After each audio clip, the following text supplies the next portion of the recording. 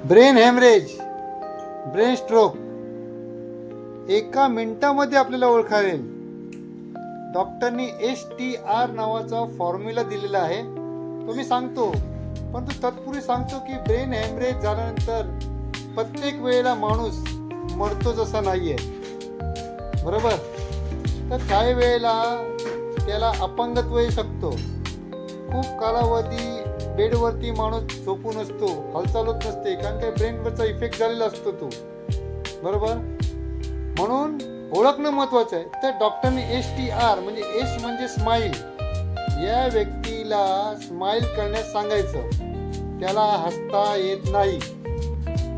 या व्यक्तीला T म्हणजे टॉक, सहज सोपी वाक्य बोलण्यास सांगायची. ते सुद्धा बोलायला जमत नसतं. R म्हणजे रेज, दोन्ही हात वरती करायला सांगायचे त्यांना. ते दोन्ही हात वरती करायला त्यांना जमत नसतं.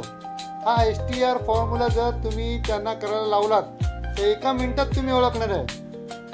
दुसरं म्हणजे काय होतं माहिती आहे का, महत्वाचं म्हणजे जीभ बाहेर काढायला सांगायची. जेव्हा ती व्यक्ती जीभ बाहेर काढते पूर्ण, त्यावेळेला ती एक साईडला कुठेतरी अशी एका साईडला जाते, तिरकी होते जीभ, बरोबर.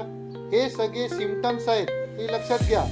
तुम्ही एका मिनिटामध्ये ओळखाल आणि तात्काळ त्यांना ॲम्ब्युलन्स बोलवून त्यांना तात्काळ न्यूरोसर्जन किंवा हॉस्पिटलमध्ये दाखल करायचं आहे. याच्यामुळे काय होतं, जर काही तासांमध्ये जर काही याच्यावर चांगल्या प्रकारचे उपचार झाले तर तो रिव्हर्स होतो, व्यवस्थित म्हणजे खडखडीत बरा होतो.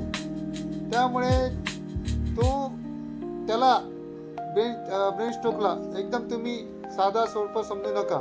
सकाळी झालेला ब्रेन स्ट्रोक संध्याकाळी माणूस मृत्युमुखी पडू शकतो. त्यामुळे झटकन दिवशी उपचार झाले तर तेवढंच चांगलं होऊन जाईल, व्यवस्थित होईल, बरोबर. आरोग्याची काळजी घ्या, जपा. Thank you very much.